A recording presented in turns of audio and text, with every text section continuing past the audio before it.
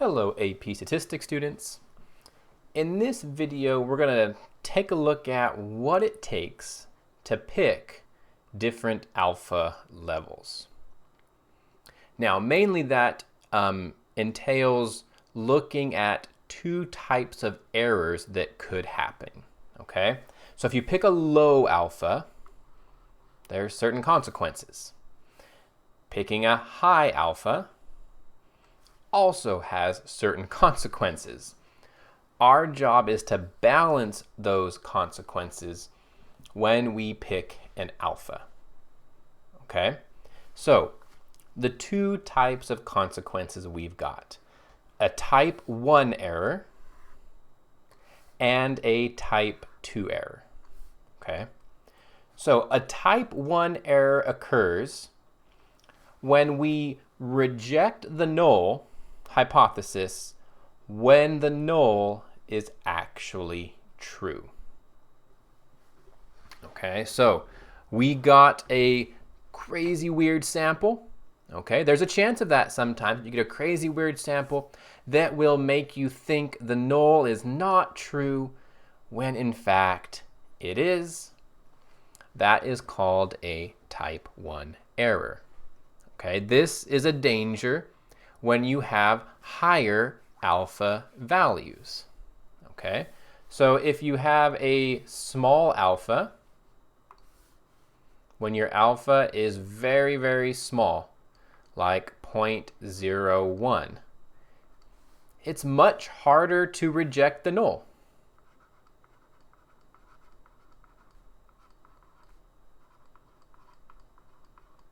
All right, so you're going to have a low type 1 error risk. If your alpha is larger, like 0.10, it's easier to reject.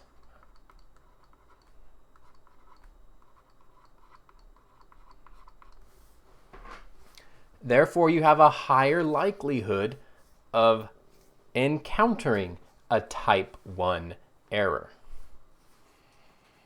Well, you might be thinking, well, that's the case. Why don't we just make alpha super, super small? Then we'll never have a type 1 error. Solved. Well, because of the type 2 error. A type 2 error is not rejecting the null when the null is actually false. This is a danger with lower alpha values.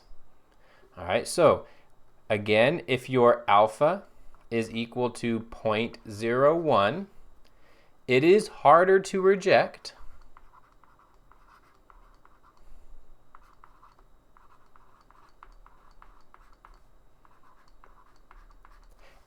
And so you might not do it when you were supposed to, okay? You might not reject when you were supposed to because the null is actually false. Now, of course, this is sort of the enigma here. Do we ever know if the null is true or false definitively? No, we don't know definitively because, well, that's what statistics is all about. We don't know population parameters. Okay, you can't know a population parameter. So you do the best you can by doing statistics. You don't know if the null is true or false. But we do know about these errors where we might accidentally reject a null hypothesis when it's true, or we might not reject it when it's actually false. Now, this is definitely a push and pull. If you decrease a type 1 error, you increase the chances of a type 2 error. And then conversely, if we decrease the possibility of a type 2 error, we will increase the possibility of a type 1 error. We have this back and forth. Just like confidence intervals. Remember with confidence intervals, if you have a really, really high confidence, why not always have a 99.9% confidence interval? Why not? Well, then your interval got so wide that it sometimes becomes meaningless. All right, we'll go to the other end. Let's make our interval really, really, really small. Well, the only way to do that oftentimes is to lower your confidence. Well, that's not good. You have less confidence. It's kind of the same idea here. We have to find balance between these two. And that balance can depend on the scenario. Sometimes one of these errors will be much worse or dangerous than the other. And if one of them is more dangerous, then we want to minimize that error and not worry so much about the other. So let's take a look. One other note that I'm going to come back to here, but I want to mention it now. So the alpha is actually the probability of making a type 1 error. All right, remember alpha is the boundary for your p-value. And your p-value is the probability that a certain sample will occur. So if your p-value is, say, 0.06, that means that sample had a 6% chance, or a sample like that one, or bigger or smaller, had a 6% chance of happening. All right, and if your cutoff, your boundary, was 5%, well, then you're saying, oh no, only samples that have less than a 5% chance of happening are going to be my cutoff to reject. Well, that means that there is a 5% chance that a sample from your true null could occur. But that's a risk you're willing to take. All right, only 5% of samples would cause us to reject if the null were true. But yeah, the alpha is the probability of making a type. We'll circle back to that later, I think. So let's take a look at some context here. Perfect potatoes. A potato chip producer and its main supplier agree that each shipment of potatoes must meet certain quality standards. If the producer finds convincing evidence that more than 8% of the potatoes in the shipment have blemishes, the truck will be sent away to get another load of potatoes from the supplier. Otherwise, the entire truckload will be used to make potato chips. To make the decision, a supervisor will inspect a random sample of 500 potatoes from the shipment. The producer will then perform a test at the alpha 5% significance level. So we have our null, that the proportion is 8%. We have our alternative hypothesis, that it might be bigger than 8%,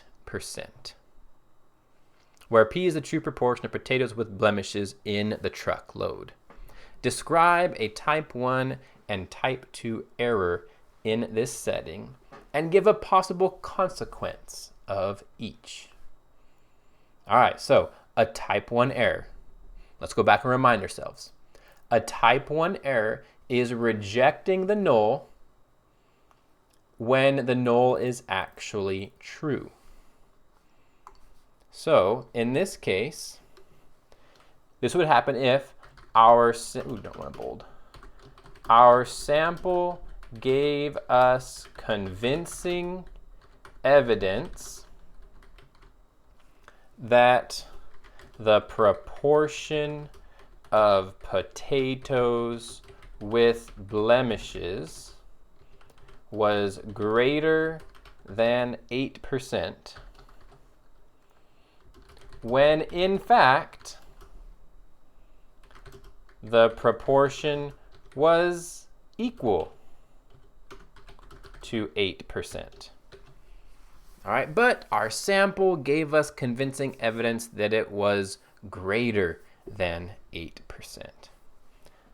All right, what's the consequence of this? So we have this truckload of potatoes. Our sample makes us think that it has more than 8% with blemishes when in fact it doesn't. Well, what do we do then? Well, the truck is then sent away.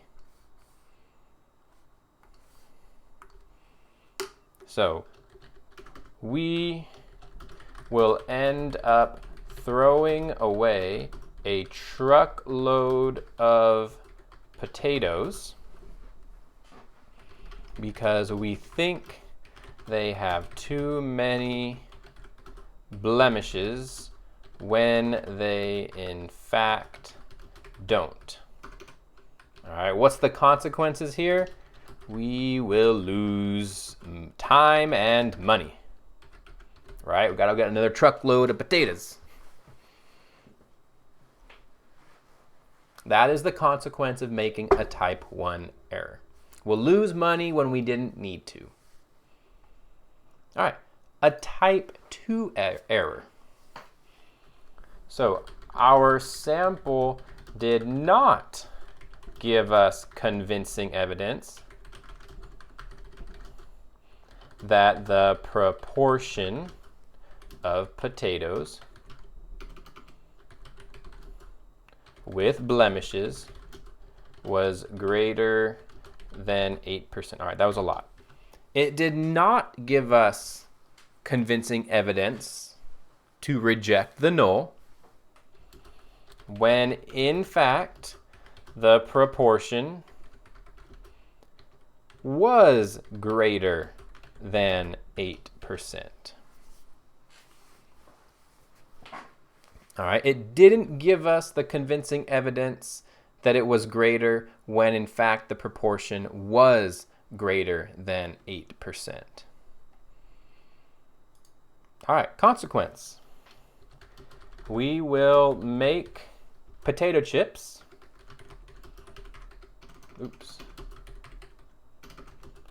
From blemished potatoes.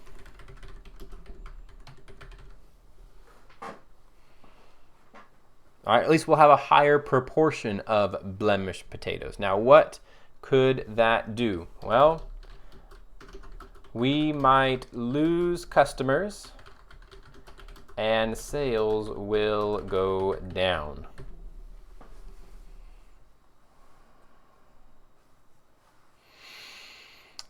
Which of those is worse?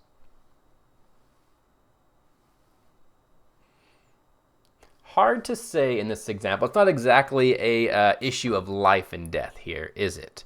But oftentimes you might have to say that, hey, the type 2 is worse here. We definitely don't want to lose customers. I mean, all right, we've all had the McDonald's fries, right? You know the McDonald's fries? They're small. They got a bunch of skin on them. They're usually overcooked, a little bit burnt. We don't like them, right?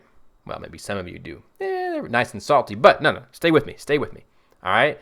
Now, we're okay with a few of those really bad fries, right? Like a couple. But all of a sudden, if you started getting tons of these, like, whoa, dude, I have a ton of these burnt bottom of the barrel fries. McDonald's, come on. You might start to lose customers. And so a lot of businesses definitely want to avoid that. Quality control, right? Quality control. A little bit of bad is okay, but you can't have too many. Another way of taking it, what if these blemishes weren't just visual blemishes? What if it was like mold? What if all of a sudden you might be putting more mold in than you thought? Then it could be a health hazard, and you would definitely want to minimize the type 2 error if all of a sudden this became a health issue. How do we minimize a type 2 error? All right. If you want to minimize a type 2 error, well, that's a danger when you have lower alphas, so you would raise the alpha level. Now, if you raise the alpha level, that would also increase your possibility of getting a type 1 error. Maybe I should write that down for us, huh? If you want to minimize a type 1 error, or minimize a type 2 error, then you raise alpha.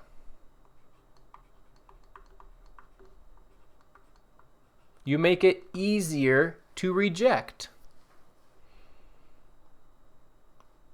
If you want to minimize a type 1 error,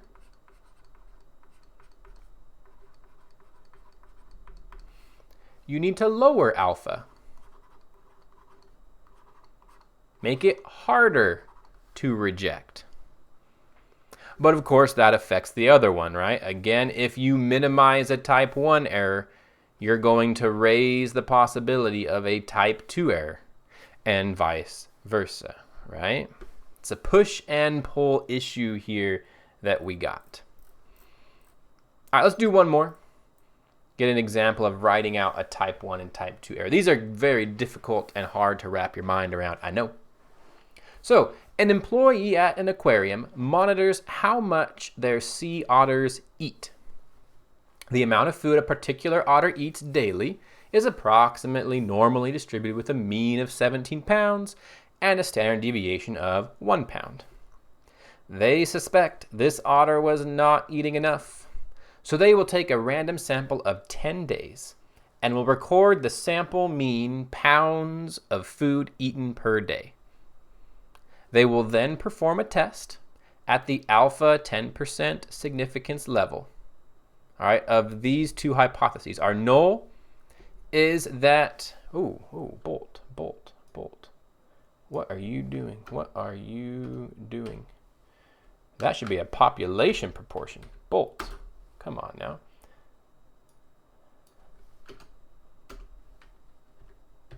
Change it up. There we go. All right.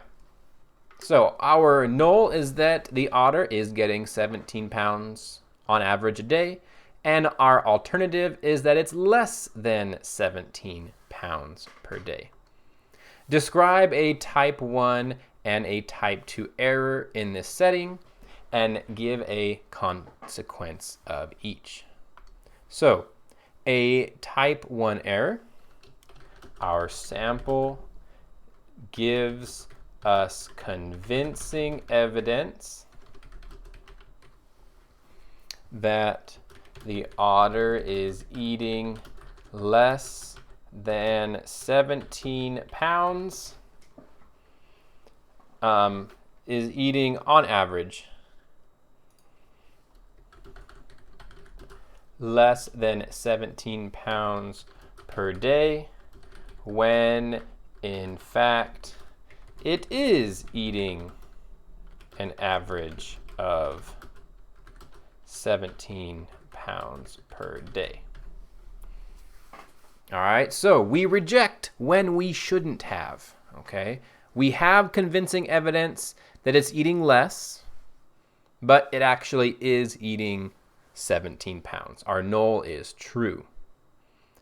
All right, what's the consequence of this? Well, we think the otter is under-eating.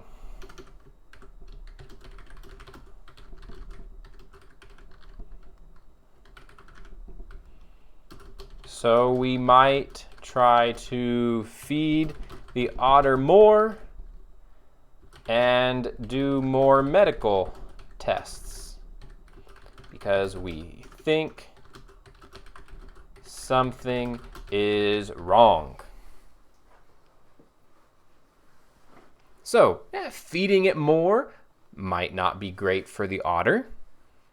Doing medical tests is rarely a bad thing.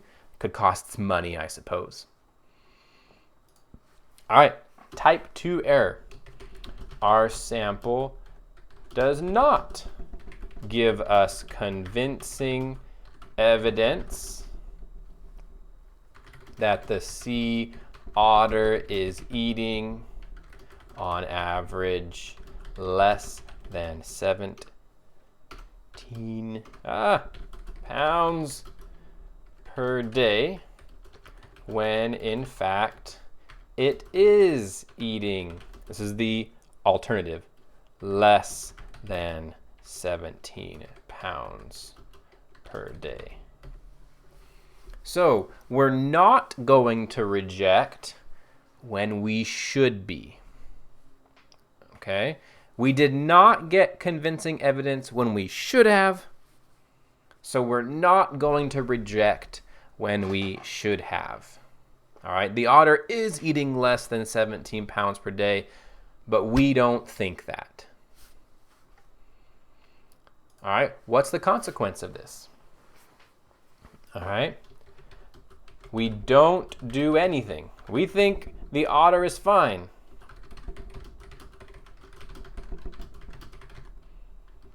When in fact it is under eating. Is under eating a word? Yeah, look at that. When it is under eating, and we won't do further tests.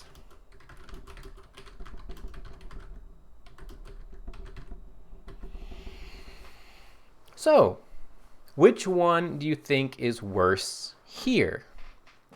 I think we could make an argument, a pretty good one, that the type 2 error is quite a bit worse. Okay, if this were to happen, if the otter is under eating and we don't realize it,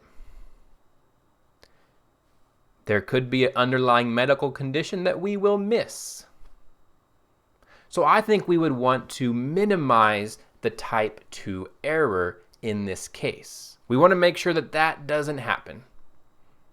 If the type 1 error happens and we just end up overfeeding it or doing more medical tests, that's not a big deal. We'll probably figure it out later. It'll fatten up and we're like, oh, the otter's fine, never mind. Not a big deal for a type 1 error, whereas a type 2 could be pretty bad. And so we'd want to minimize the type 2 error. How do we minimize the type 2 error? We would just have a bigger alpha. That would minimize our type 2 error. Keep us safe, keep the otter safe. And really, that's what it's all about. Hopefully that helps, ladies and gentlemen, kind of see how we make a decision for alpha, where that cutoff needs to be for certain situations. It is definitely a push and pull.